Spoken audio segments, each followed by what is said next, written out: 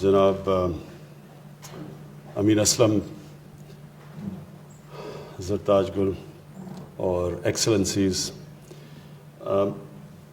آج امین آپ نے جو یہ گرین بانڈز کا بتایا اور جو پاکستان کا اثاثہ جو پانی کے نیچے پڑا ہوا ہے اس کی بات کی، اور جو ورلڈ بینک کی سروے کے مطابق میں ایک تو اپنی قوم کے لیے کہنا چاہتا ہوں کہ یہ تو ٹھیک ہے کہ ہم اپنی انوائرمنٹ کو، اپنے جنگلات کو ٹھیک کرتے ہوئے، اپنے ملک میں سبزہ پھیلاتے ہوئے، یہ جو ہمارے آنے والی جنریشنز کے لیے ضروری ہے، تو یہ تو ٹھیک ہے کہ ہم بانڈز اور اس کا یہ کولیٹرل ہے، اس کا فائدہ اٹھا سکتے ہیں.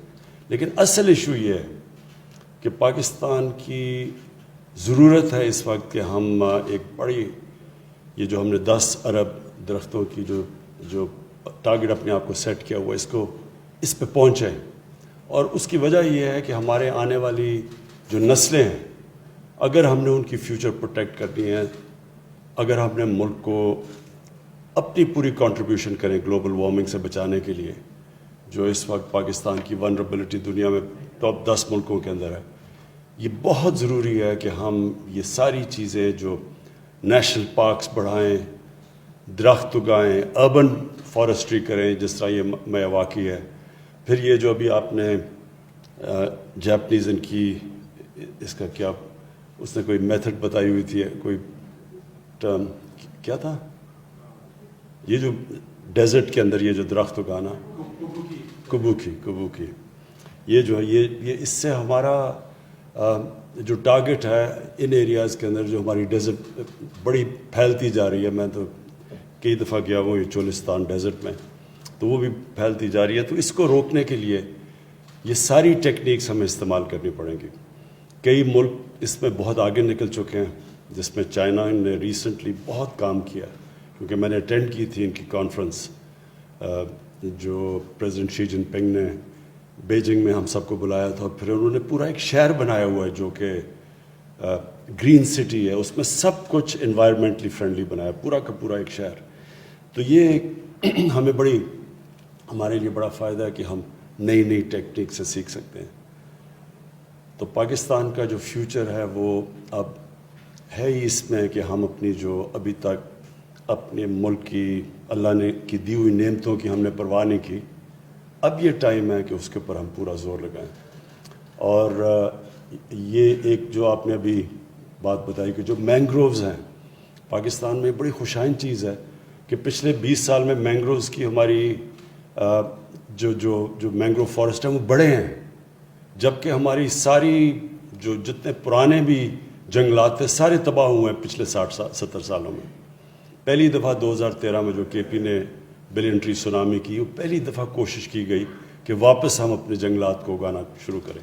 اور اللہ کا شکر ہے کہ اب اتنی اویئرنیس آ گئی ہے ہمارے ملک میں، اسکولوں کے اندر خاص طور پہ میں دیکھ رہا ہوں کہ بچوں کے اندر اب یہ کانسیپٹ آ گیا.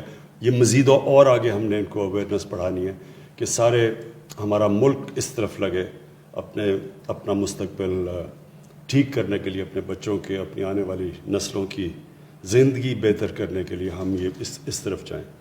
یہ جو بانڈ آپ نے نیچر بانڈز، گرین بانڈز اور یہ جو بلو، یہ بڑا اچھا کانسیپٹ ہے، کیونکہ ہم اس وقت دنیا ریئلائز کر رہی ہے کہ انہوں نے جس تیزی سے ایک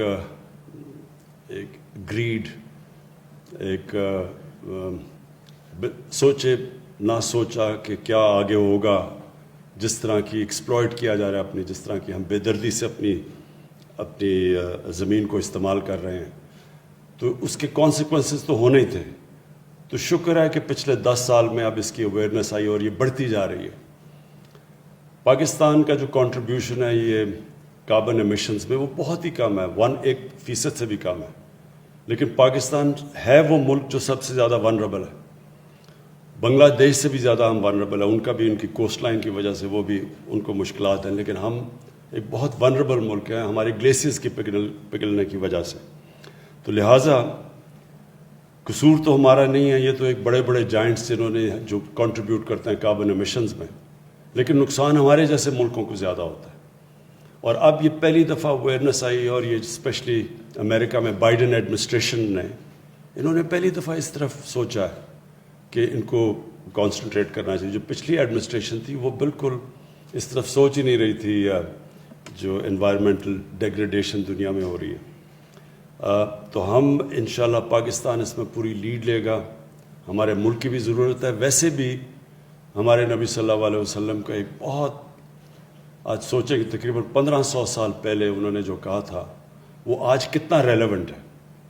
کہ انہوں نے کہا تھا کہ اگلی دنیا کے لیے اس طرح جیو کہ آپ نے کل مر جانا ہے, تو اس طرح اپنی زندگی گزارو کہ آپ نے کل مر جانا ہے اپنی آخرت کے لیے. لیکن اس دنیا کے لیے اس طرح جیو کہ آپ نے 1000 سال زندہ رہنا ہے. جو آج کر رہے ہیں اس کا کیا امپیکٹ پڑے گا آگے جا کے. تو یہ اتنی بڑی اس وقت ان کی سوچ تھی. تب وہ ایک عظیم انسان نے ایک ایسی چیز سوچی کہ ہم اگر مسلمان ہی اس کے اوپر کرتے رہتے, فکر کرتے رہتے. بدقسمتی سے ہم نے بھی اس کا نہیں سوچا, اور یہ دنیا نے پچھلے 20 سال میں ان کو یہ فکر پڑی گلوبل وارمنگ کی. مجھے یاد ہے گلوبل وارمنگ 20 سال پہلے لوگ بات کرتے تھے, ہنستے تھے لوگ ان کے اوپر. ابھی بھی کئی دفعہ پچھلے 3-4 سال پہلے بھی کئی بڑے بڑے ملک اس کو سیریس نہیں لیتے تھے. لیکن اب جو دنیا کے اندر امپیکٹ پڑ رہا ہے, جو کیلیفورنیا میں آگ لگ رہی ہے, جو آسٹریلیا میں ان یوزول قسم کی بش فائرز لگ رہی ہیں, جو ایک دم دنیا کو خوف آنا شروع ہوا ہے کہ ہم نے واقعی جو اللہ کی دی ہوئی نعمتیں تھیں ان سے ہم نے انصاف نہیں کیا, اور اس کا پھر امپیکٹ پڑ رہا ہے ہماری زندگیوں پہ. اور اب بڑے بڑے لوگ اس کے اوپر بات کر رہے ہیں. بل گیٹس جیسے لوگ, یہ سب سمجھ گئے ہیں کہ ایک آگے آج اگر ہم نے نہ اپنی اس دنیا کا دھیان رکھا, آج سے نہ ہم نے کوشش کی, تو کوئی ایسا وقت بھی آئے گا کہ جو ہم کچھ کر بھی نہیں سکیں گے. شکریہ.